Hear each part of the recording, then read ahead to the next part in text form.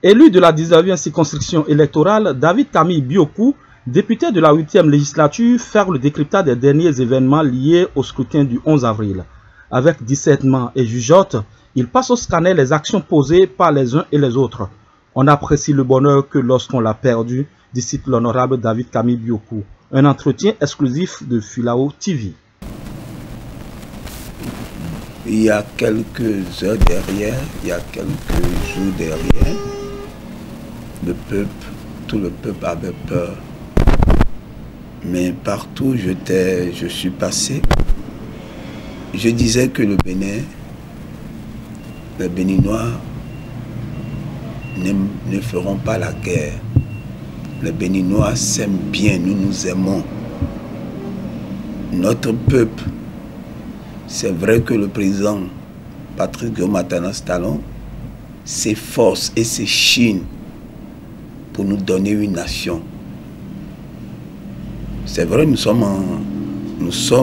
tendons vers cette nation, mais il faut retenir que les Béninois s'aiment entre eux, malgré nos divergences, malgré quelques différends que nous avons entre nous, et qui ne dépassent pas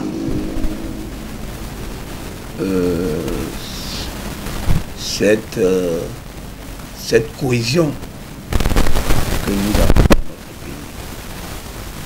Donc, en général, ça s'est bien passé. Les Béninois sont sortis. C'est vrai que ça n'a pas eu les mêmes affluences que 2016, mais c'est déjà trop bon par rapport au climat que nous avons vu venir il y a quelques semaines en arrière. C'est pourquoi je voulais remercier les Béninois et demander à nos frères de Tchao, de Savé, de Banté, que nous n'avons pas deux pays. Nous n'avons qu'un seul pays. Il faudrait qu'ils déposent à bas la terre. Et les jeunes doivent comprendre, la jeunesse béninoise, que tout ce qui se fait aujourd'hui, c'est pour eux. Le président Talon, nous devons le profiter. Je dis bien, les Béninois doivent profiter du président Talon. J'ai l'habitude de caricaturer la chose en disant le président Talon doit être une orange pour la jeunesse béninoise qui doit presser.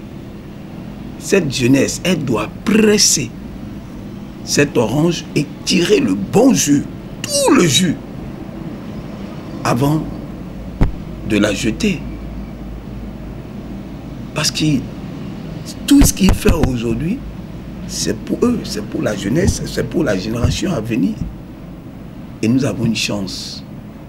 Vous avez une chance. Depuis 60, il faut qu'on soit honnête. Depuis 60, nous n'avons pas connu un président comme le président Talon.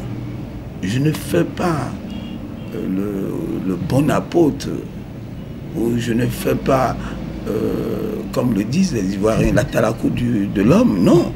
Mais il y a une réalité là. J'ouvre une parenthèse. Il y a un Libanais qui s'est approché de moi. Un Libanais prospère dans notre pays et qui a reçu un colonel, je dis bien un colonel libanais ici, qui est son frère. Et ils m'ont reçu. Et dans les échanges, il me disait, si vous n'avez pas besoin de Patrice Talon, nous avons besoin de Patrice Talon au Liban. Mais j'ai trouvé ça extraordinaire. Il dit, nous avons besoin de lui. Quelqu'un qui peut reformer notre administration pour nous, qui peut relancer l'économie de notre pays. Il nous faut quelqu'un comme ça. Ça m'a touché. Il faudrait que nous nous réveillons. Il faudrait que nous comprenions. Et surtout, ceux qui ont eu la chance de gérer ce pays, ceux qui ont eu la chance de participer à la gestion de notre nation, je leur demande de poser la balle à terre. Parce que ils savent ce qui est là. Ils savent ce qu'il y avait. Et ils savent aujourd'hui ce qui se fait, ce que nous avons aujourd'hui, où nous étions et où nous sommes aujourd'hui. Et ils ne peuvent pas être au devant de ce qui se passe. Au contraire, ils doivent être des apôtres de paix. Ils doivent être des creusets d'amour et de paix, où la jeunesse ira pour en épuiser, pour en utiliser. Je suis vraiment, vraiment heureux de profiter de votre caméra pour dire à notre peuple, pour dire aux Béninois, réveillons-nous, réveillons-nous. Notre président, le président de la République du Bénin, que nous avons aujourd'hui, à qui nous avons donné une autre chance. Nous sommes en train de donner une autre chance. De revenir pour continuer ce qu'il a commencé. On n'a pas ça, beaucoup n'ont pas ça en Afrique. Pour la plupart, vous m'excusez, après tout, je suis béninois avant d'être au Parlement. J'ai des sentiments. Je vous dis, beaucoup de pays africains n'ont pas ce président. Parce que ce n'est pas un président qui se laisse téléguider. Et c'est une chance pour nous. C'est un président qui protège. C'est un président père. Comme on le dit, un président doit être père de la nation, mais il fait tout pour protéger l'intérêt du Bénin. Et ce n'est pas de bon oeil que certains qui se disent patrons de nos pays, ce n'est pas de bon oeil qui regarde cela. Et si nous le lâchons et qui se retrouve de ce côté, c'est nous qui allons souffrir de cela. Nous devons faire attention. Je parle à demi-mot. Je parle à demi-mot. Il faudrait qu'il ait son peuple derrière lui pour continuer ce qu'il est en train de faire.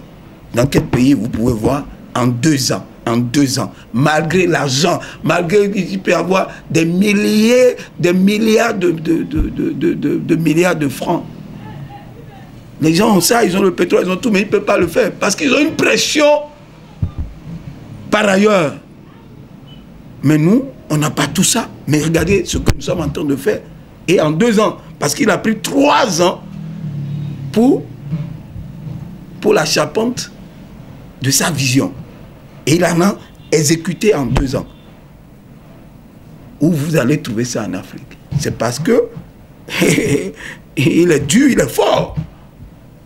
Ce monsieur, moi je l'appelle même un extraterrestre.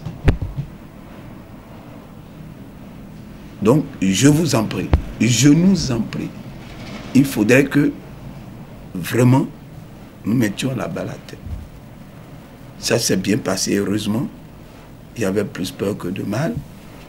Maintenant, il faut que nous rentrons tous dans la dynamique de ce renouvellement de mandat, afin que notre pays, nous puissions être à l'image de ces pays que nous, on a toujours cités, qui ont connu des miracles en 70, depuis 70. Je prends le cas de la Côte d'Ivoire. Le miracle ivoirien, c'est depuis 70. Nous avons connu le miracle gabonais. Il faudrait que mon passeport dorénavant, mon passeport béninois, soit respecté dans les aéroports quand je vais le présenter.